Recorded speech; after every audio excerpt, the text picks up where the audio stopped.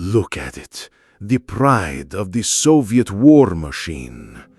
From a distance, it is a masterpiece of brutalist design. Its sloped armor promised to shed the shells of the German invaders, its wide tracks designed to conquer the mud and snow of the motherland. To the young conscript standing in the cold, seeing it for the first time, it might have looked like a chariot of liberation, a steel beast that would carry him to victory and glory in Berlin. Propaganda posters showed heroic crews, smiling, confident, their machine a symbol of inevitable triumph. But the moment the hatch slammed shut, that illusion was shattered. The reality was a claustrophobic nightmare, a mechanical tomb that cared little for the soft flesh it contained. The term ergonomics did not exist in the T-34's design vocabulary. It was a tank built for the factory, not for the soldier. Every inch of its interior was a testament to a brutal design philosophy. Churn them out fast and let the men inside figure out the rest.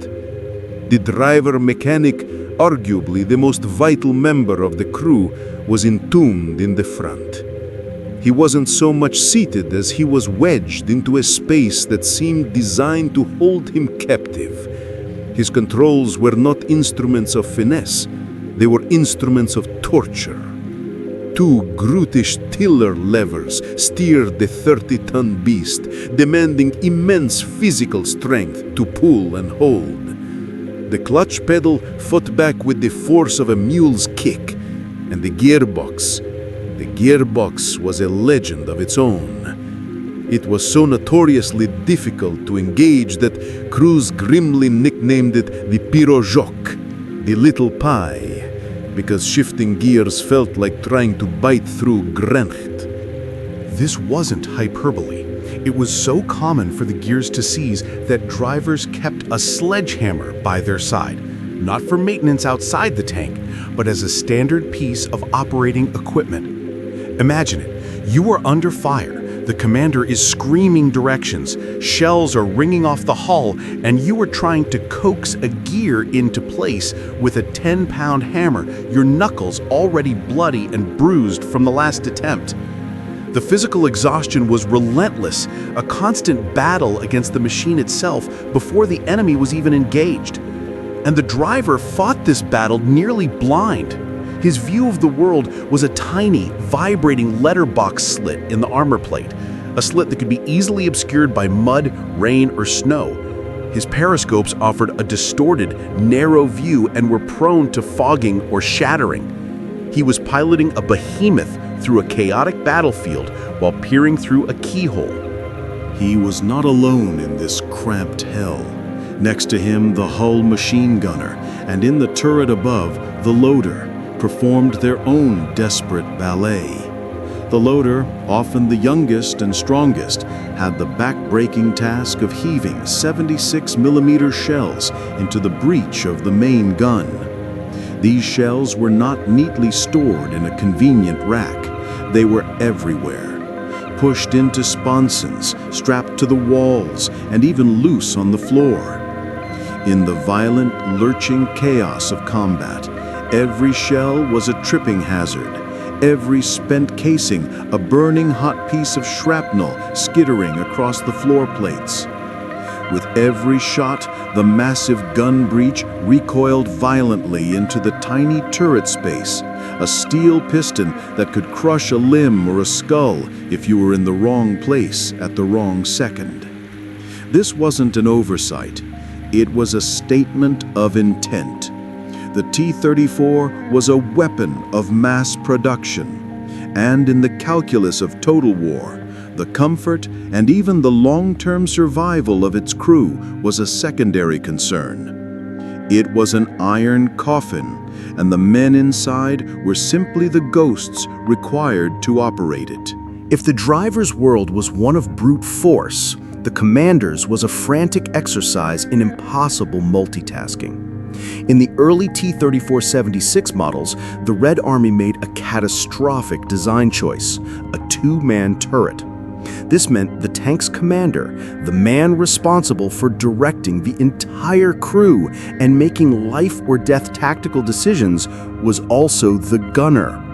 He was the brain, the eyes, and the trigger finger of the beast, and the workload was utterly crushing.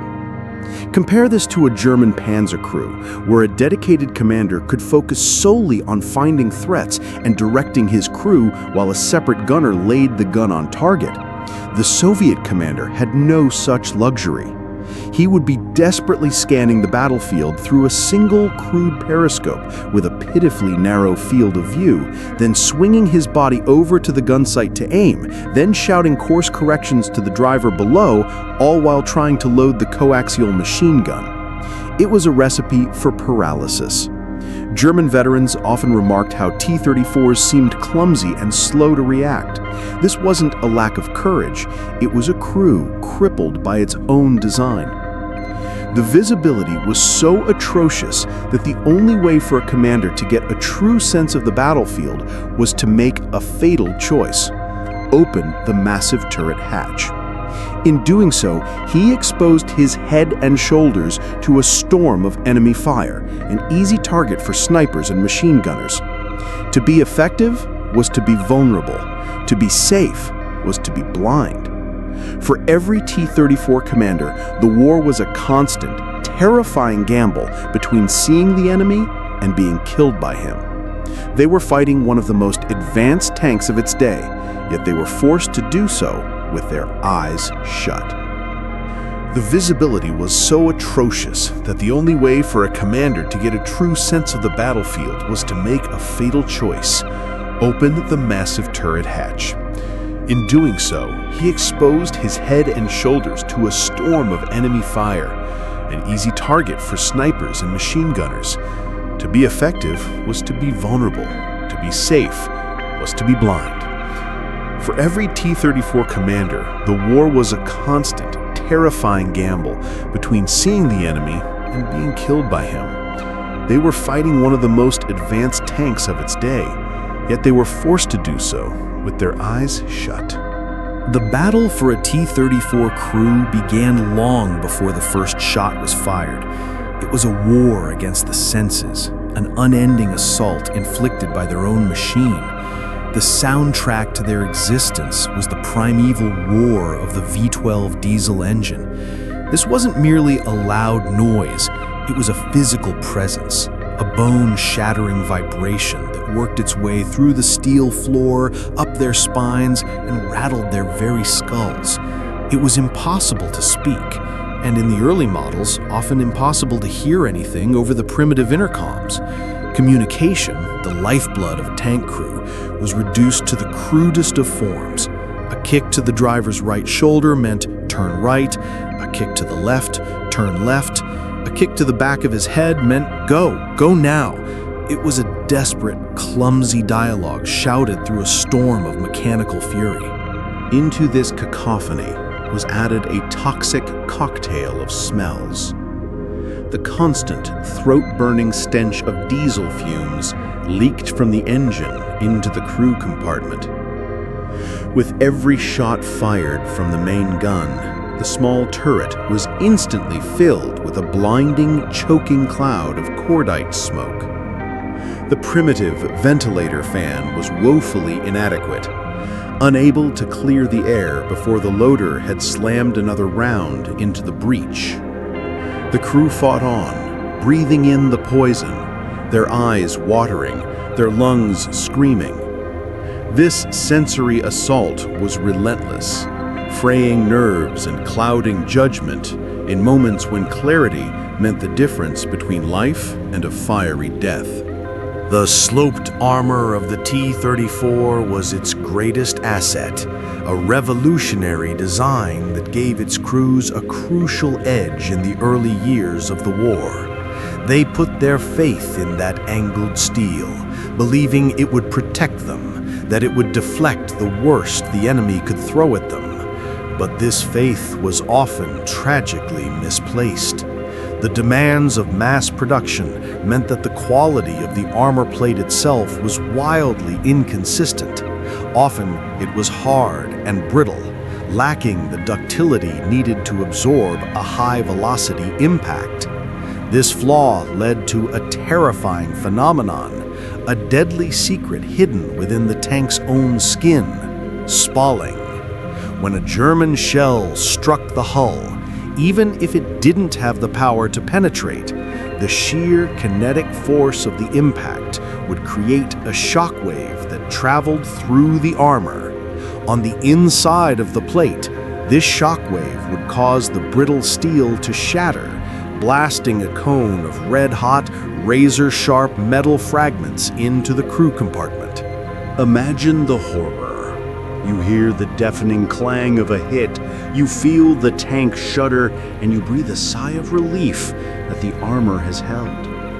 But in that same instant, the man next to you screams, collapsing with horrific wounds. You have been attacked not by the enemy, but by your own tank. The very steel meant to be your shield has become a shotgun, firing a blast of shrapnel at its occupants. A crew could be decimated, killed, blinded, or grievously wounded without the enemy ever leaving a hole in their hull. It was a cruel, invisible killer that turned a tanker's greatest source of security into a source of profound and constant terror.